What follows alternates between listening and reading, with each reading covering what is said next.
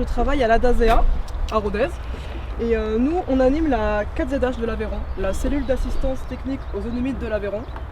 L'objectif, c'est de faire le lien entre activités socio-économiques, donc plutôt l'agriculture, et les zones humides. Donc concrètement, en fait, on va venir en appui aux gestionnaires de zones humides, ça peut être des agriculteurs ou des collectivités territoriales par exemple, pour leur proposer un appui technique, des conseils pour mieux gérer leurs zones humides. Donc en fait, on va aller visiter les zones humides et donner des préconisations de gestion pour soit restaurer, soit améliorer la fonctionnalité de la zone humide. Donc par exemple, ça va être mettre en défend des berges, ou alors rouvrir un milieu qui est en train de se refermer et qui rend la zone humide non fonctionnelle par exemple, ou alors faire de la restauration hydraulique. Donc voilà pour la petite présentation de ma structure. Les zones humides en général, c'est des milieux qui sont en eau au moins une partie de l'année, et avec une flore hygrophile, donc une flore des espèces qui poussent le pied dans l'eau, en gros.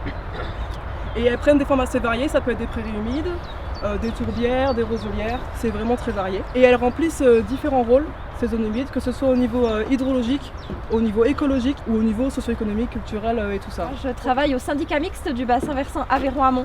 Vous en trouvez un petit peu partout des syndicats, ce qu'on appelle le syndicat de rivière ou établissement public d'aménagement et de gestion des eaux. Et nous, on est là en fait pour aider à la fois les agriculteurs et aussi toutes les activités en fait économiques qu'on peut avoir sur un bassin versant, aider à améliorer les pratiques.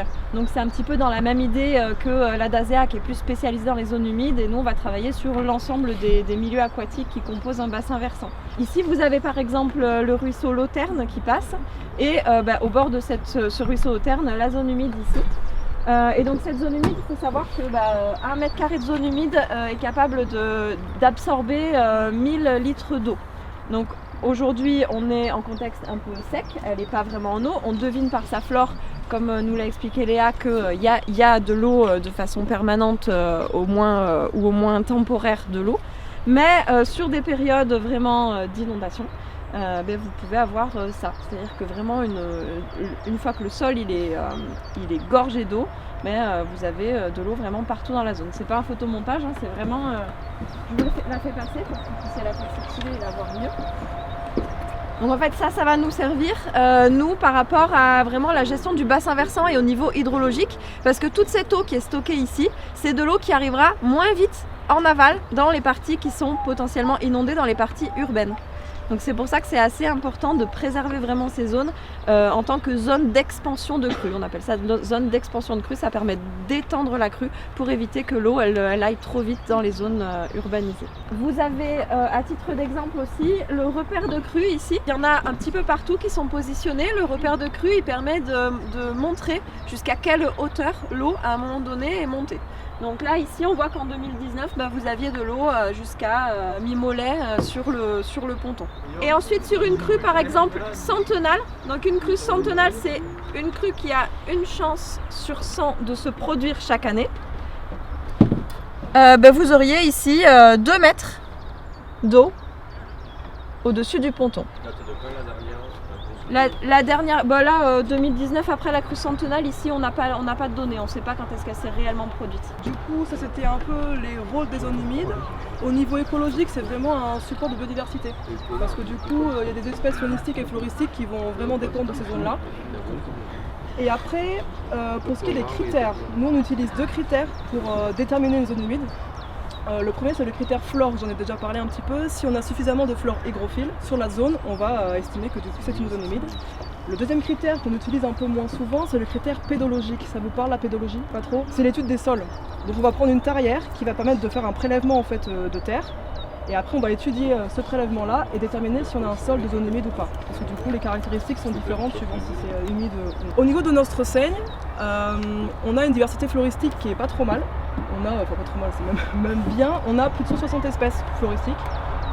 Il y en a une dont je peux vous parler, c'est la fritillère pintade. Je ne sais pas si vous la connaissez. Elle fleurit en ce moment tôt au printemps. Elle fait une jolie fleur pourpre et elle tombe en cloche. Et elle est considérée comme patrimoniale parce qu'en fait, elle met très longtemps à se développer. Une jeune pousse, elle met plusieurs années à en fait faire une fleur. Et donc du coup, sa présence indique des milieux qui sont en bon état et qui sont peu perturbés. Merci. Elle a cette tête là, je ne sais pas si vous en avez déjà vu. Ensuite, vous savez, je pense qu'il y a des modes de gestion qui ont été mis en place sur la zone. Vous êtes au courant, c'est avec l'agricampus.